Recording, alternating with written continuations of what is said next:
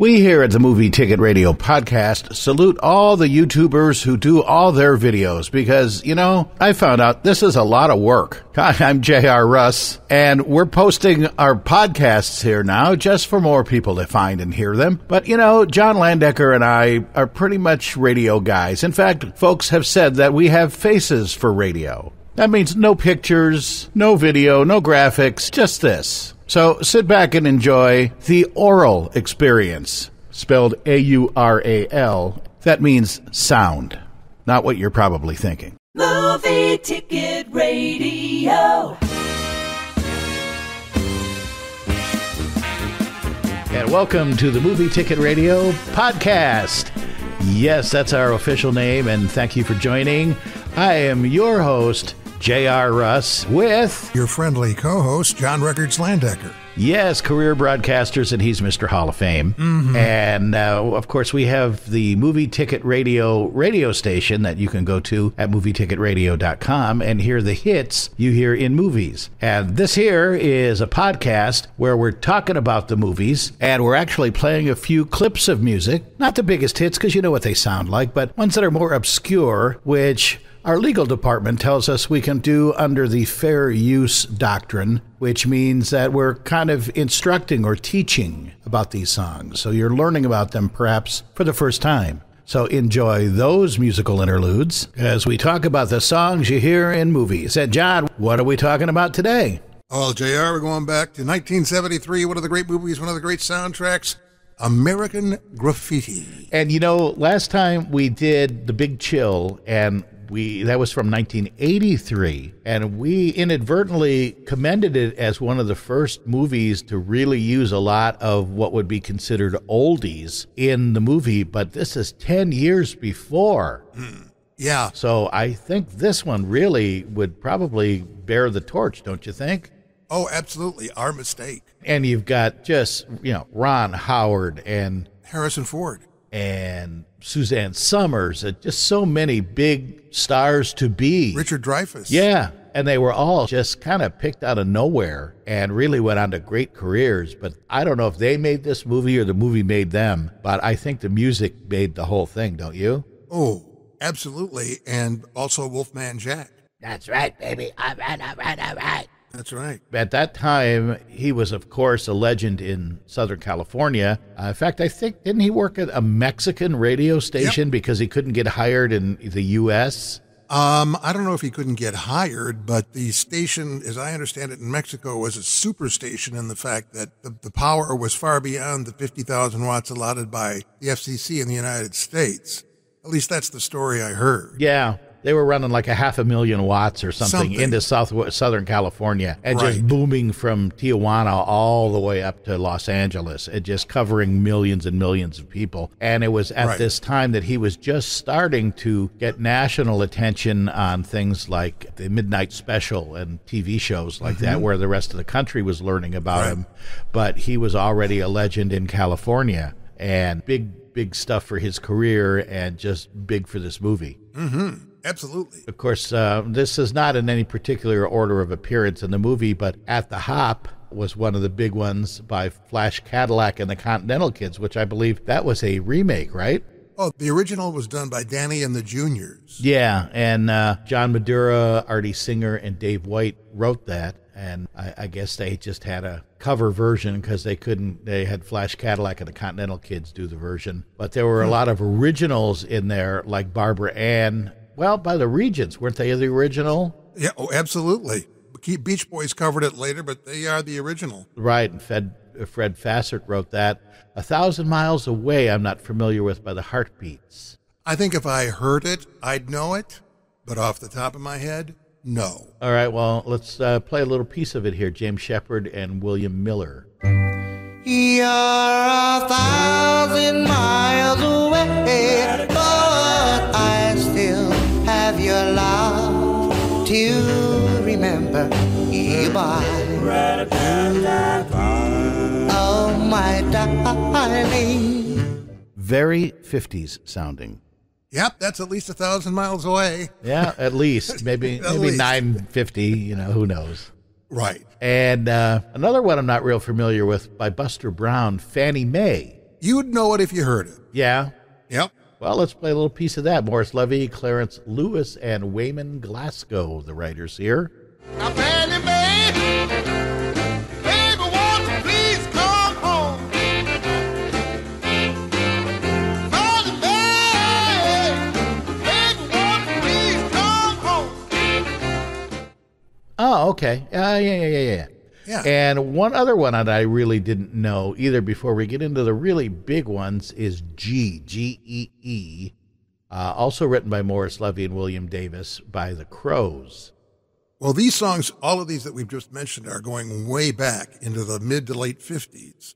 So that's probably why we're not as familiar with them as others, because they never received much radio airplay after the movie, whereas some of these others, either they were bigger songs and got repeated, or the film launched them into a second success cycle. Yeah, probably only a specific thing like the satellite radio 50s channel would have played a lot of this stuff. Right. And really not targeted for the movie. But, of course, this supposedly takes place in the late 50s of the rock and roll era, so that's why you're hearing a lot of this supposedly on the radio, kind of in a similar way of Once Upon a Time in Hollywood, which takes place in 1969. And this is set to, again, a soundtrack of a radio station that just continues to play through the night, or songs that are played at the drive-in where they go to. Right. Heart and Soul, written by Hoagie Carmichael and Frank Losser, a really old song done by the Cleftones. And covered later on by Jan and Dean, because I bought the record. Really? Yeah. Yeah. One of your first? Absolutely. I heard your show on WGN, and you were talking about first songs that you purchased, and I remember mine was Bebop Baby by Ricky Nelson. I loved Ricky Nelson. Yeah, he was good. Yeah. And he got really turned off by a lot of the press that wanted him to do the old stuff, and he wanted to do new things, hence Garden Party. Yeah. Right. Yeah. The Flamingo is a real nice ballad, I Only Have Eyes for You, written by Harry Warren. Right. And Al Dubin. I forgot to mention Al, and he might be upset if he were still alive, but probably not. Come Along and Be My Party Doll, Jimmy Bowen and Buddy Knox, who also performed it. At the time, this was a bit of a controversial song. Really? Yeah. Why's that? Well, inviting a woman to come along and be your party doll had, I guess, overtones at that time that non-party doll people were offended by. I don't know. Yeah, that's a good point. It was a kind of a just let's have the sex and party and not really have any relationship. That's right. And, you can't just have a twist like Chubby Checker did the twist. I mean, really augmenting it with a little peppermint really helps. The peppermint twist. And I think Joey D and the Starlighters did that perfectly. Yep. And I believe there was also a nightclub in New York called the Peppermint Twist. Oh, well, maybe that takes after it, Yeah. or vice versa. But Joey D and Henry Glover wrote it, so definitely not a ripoff on Chubby Checker's Twist, but definitely a separate song. See You in September.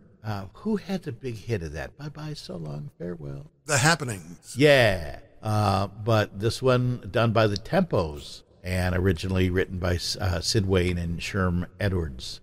I always think of Sherman Hemsley. My friend in El Paso knew him. We almost did. Here's a sidebar. Here, I've got some Sherman Hemsley cred. My friend did some production of commercials and things when he owned Ballyhoo Studios in El Paso. And Jeff Goldberg did some stuff with Sherm. And we tried to do an XM channel with his music. And one of the things he said he was really into was ELO. And so I was trying to kind of get a handle on what kind of stuff he liked. And I said, do you mean ELO, the Electric Light Orchestra? And he liked this group ELO, which was really weird. And they're so obscure, I can't even find them on YouTube now. And I just was like, I don't think that's mass appeal enough for XM to be interested. Definitely not Electric Light Orchestra. No, it was really weird. And when we came close to doing something with Sherm, but not. And then he had a lot of financial issues and other things. So nothing ever happened. But that was my close encounter with Sherman Hemsley. Interesting story. Oh, I was interested. Yeah. Wasn't it going to my la-la, doing my ya-ya? Yeah, or Lee something? Dorsey. Yeah, whose biggest hit was working at a coal mine, going down, down. He and Clarence Lewis, Bobby Robinson, and Morris Levy, or Levy, wrote this. And pretty good song. Oh, yeah. Probably one of the bigger songs on this by the Big Bopper, Chantilly Lace. with a pretty face. Hello, baby. J.P. Richardson, his real name, known Yes. as the Big Bopper. And, of course, one of the people who was in the plane crash with Buddy Holly. Yeah. And then another cover by Flash Cadillac and the Continental Kids, She's So Fine, which was done by, was it the Shirelles? Chiffons.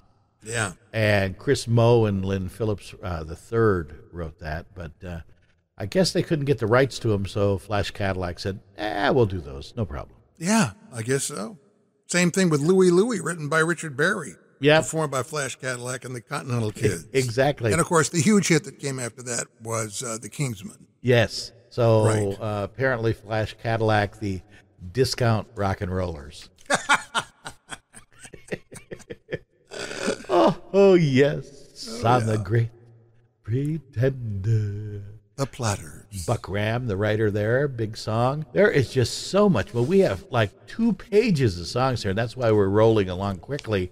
Another huge hit, Little Darling by the Diamonds, written by Maurice Williams. Yeah.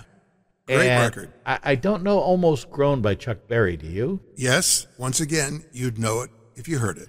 And is it written by Chuck Berry? Is it a maybe you couldn't play that today type song? I'd have to check it out, but I don't think so. Okay, let's Maybe, I don't know. Let's get a little piece of it, with that, go away little girl, you're too young for me thing. Let's hear it. Whoa, whoa. You know I'm almost grown. Whoa, whoa. Yeah, and I'm doing all right in school. They ain't said I broke no rules. I ain't never been in Dutch. I don't browse around too much. Don't bother me, leave me alone. Anyway, I'm almost grown. Okay, so just the lament of a young man who wants to get the heck out of school. Yeah. The Monotones. And that's a pretty funny name because you would want to really be not monotone as a singer. You'd want to cover all of the chords and things, and the Monotones decided to do the Book of Love. I wonder who wrote the Book of Love. Were they the original on that? As far as I know. Okay. They were the hardcover before the paperback Book of Love came out. I gotcha. I don't know how many years later, and now it's on Amazon. I'm only kidding. All right. Warren Davis, Charles Patrick, George Malone, writers there. Good Night, Sweetheart by Pookie Hudson and Calvin Carter by The Spaniels. Arf Arf. Yeah, I know that song. Not one of my favorites. No. But, Well, good night, sweetheart. That's the one. That's the one. And Ain't That a Shame? That's not one of your favorites. The Fat Man, Fats Domino. That song's also been covered by Cheap Trick. Really? Yeah. I think Cheap Trick is back around again this year, 2021, with doing another Cheap Trick tour. I don't see why not. Yeah, well, if you can keep making money. My friend always calls these tours, of course, it was always the Gary Lewis and Gary Puckett and all those individuals that kind of the groups broke up. He calls it the Geezers of Rock tour. And so now you're finding that with these 70s and 80s groups that are actually 80s and 90s groups that are doing Geezers of Rock tours now. Right. And so I think Cheap Trick is on a Geezers of Rock run. The Great Imposter by the Fleetwoods. Their biggest wasn't the Little Johnny and the Church Bell Rang? Well, no, that was the Browns. You're talking about the Fleetwoods who did Come Softly to Me. Yes, you're right. And I'm trying to remember off the top of my head what some of the other Fleetwood songs were, but I don't recall this being done by the Fleetwoods. Oh, wait a minute. I'm thinking of The Great Pretender. No, yes, you're right. Yeah. Because The Great Imposter just came up. I did a quick web search, and it shows the Fleetwoods and the American Graffiti soundtrack shown. My bad. My bad. And the Clovers, Love Potion number 9, that was not the biggest hit of it. That was He's got a drive on Searchers, 34th and Vine. Yes, the Searchers. You're exactly Aha. right. Yep. And now one of these songs that you could probably not release today, Johnny Burnett's You're 16. You're beautiful and you're mine. Nice if it's sung by a 16 or 17-year-old, but 18 or older, go directly to jail. Do not pass go. Do not collect $200. Collect 10 to 20. And covered by Ringo Starr. Yes. One of his big hits. Yeah, it was. And Robert and Richard Sherman thought that was okay in the day, but apparently not today. Probably not. Maybe, baby. Buddy Holly and Norman Petty, sung by Buddy Holly, redone a lot of times by different people. Great song. Absolutely. A song in this movie, but a theme from our friend and appearance in this movie, Ron Howard, his big TV show, Rock Around the Clock. Bill Haley and the Comets. Yep, from Happy Days. I mean, they eventually did a Happy Days theme, but the first year or two, they used Rock Around the Clock as the intro for Happy Days, and that was basically loosely based on this movie. Very interesting. Max Friedman and James Myers did the song, and a big one by Bill Haley in the comments, followed by the Beach Boys All Summer Long by Brian Wilson and Mike Love. Yep. And there aren't a lot of songs that go, ip, ip, ip, ip, ip, ip, moo, moo, moo, moo, moo, moo. Get a job. The Silhouettes. Yip, yip, yip, yip, yip, yip, yip, blah, blah, blah. Oh, sorry. Yep. And they also wrote it. Good for them. A collaborative effort. Yes. Now, here's one by the Five Satins I don't know. To the Isle. Billy Dawn Smith and Stuart Weiner or Weiner wrote it. Those Wieners. And I think Elvis Presley had the biggest version of Crying in the Chapel. Absolutely. But Sonny Till and the Orioles, not known if they're from Baltimore, written by Artie Glenn, was in there. Another biggie, Do You Want to Dance? Bobby Freeman. Also covered by the Beach Boys. Yep, wrote it, performed it in the movie. And a classic song.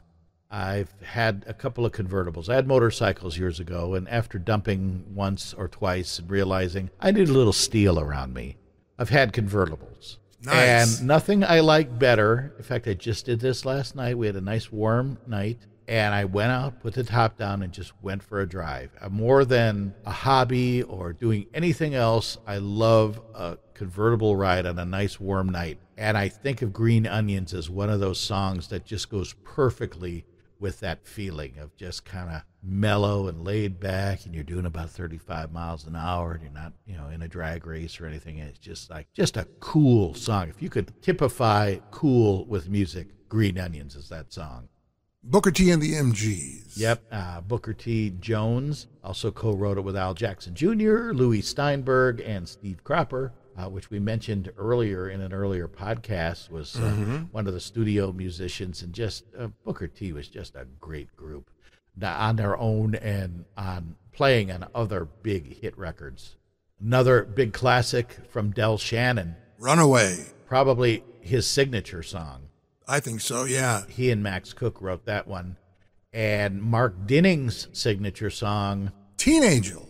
Written by Red Surrey and Gene Dinning. One of the series of songs about death. Yeah, that was always a downer. You're trying to have a big hot rock and flame-thrown top 40 radio show, and you got to play Seasons in the Sun or Teen Angel or Dead Man's Curve. At least Dead Man's Curve made it kind of fun, Right. Oh, God. Since I don't have you, John, I got nothing. Since I don't have you, the Skyliners, great song. Skyliner, a 1959 Ford convertible song mentioning convertibles. The Skyliner was the hardtop convertible, the Sunliner, the soft top, just for those motorheads in our audience today. Absolutely. They also wrote that song, so they collaborated on it. Clarence Quick wrote Come Go With Me and performed by the Dell Vikings. Great tune. Everybody who either turns 16 or has a child that turned 16 still plays 16 Candles by the Crests. Yep, they sure do. Luther Dixon and Allison Kent, who was uncredited, it says in the info I have, which, Allison, get your due. Come on. Richard Rodgers and Oscar Hammerstein song that it doesn't say who performed it here in my listing, Some Enchanted Evening, but a classic 40s, I guess, song. Yeah, absolutely. Only You by the Platters. Only You, which also... Another great tune. Mentioning Ringo Starr, he covered that. He did? Yes. I never heard it. Here it is. Buck Graham, the writer of it. Only you can make this world seem right.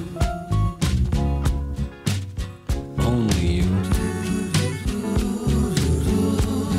can make my darkness bright.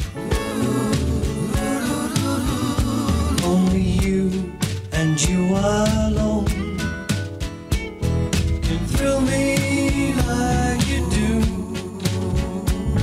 and fill my heart with love. Only you, only you. From the Goodnight Vienna LP, which featured an illustration of the robot from The Day the Earth Stood Still, which I think his name was Gort. What do you know? Yeah, kind of mellowed out, but kind of the same tempo, I think, but just more melodic. It was a moderate hit, the mid-chart, as the broadcast chart makers call it. The Platters. Smoke gets in your eyes. Jerome Kern, that was he was a big writer along with Otto Herbach, so that's an old song redone by the Platters and made a big hit in the 50s and redone a number of times later. And the Diamonds came back. I think they followed up Little Darlin' with Stroll, trying to get into the dance craze. It was a big hit. Yeah. And it was a dance. And it was performed like on American Bandstand and I don't know where else, but huge hit for the Diamonds. Yep, Clyde Otis and Nancy Lee writers there. And, of course, mentioning Chuck Berry, as we did earlier, one of his biggest, Johnny Be Good. Which has been covered, I don't know how many times, just about by everybody. A lot. And he also wrote that song. Buddy Holly, as we mentioned earlier, also did That'll Be the Day, probably one of his biggest. Yes. Also played in this movie. Jerry Allison, he and Norman Petty co-wrote that. And that brings us down to our last song in the movie. Again, not necessarily in the order of appearance. Right. But a Wilson love song, Brian Wilson, Mike Love. Surfin' Safari. The Beach Boys, and a great song in a great movie featuring great music. Say it. Oh, sorry. That's American Graffiti. You got that right. 1973. Yeah. So there is your Movie Ticket Radio podcast for today, mentioning a lot of the hits that you hear in movies and just some great stuff. And, what do you want to do next time, John? That's up to you, JR. I don't know. What do you think about coming more current with The Hangover? Ooh, great idea. One, not two? Just one. Yes, two, and maybe 3? Yes. We did it with Beverly Hills Cop. Let's do it again with The Hangover. So let's do that next time right here. And again, if you got suggestions, you want to write us, go ahead. It's movieticketradio@gmail.com. Listen online to the hits you hear in movies on movieticketradio.com. Yes, sirree, Bob. Or John. Yes, sirree, John. Yes, sirree, JR. All right. Thanks for listening. Tell your friends, like us, do whatever you youngsters do to make podcasts viral. Thanks again. Goodbye. I'm JR. I'm JR Landecker. See you later. Movie Ticket Radio.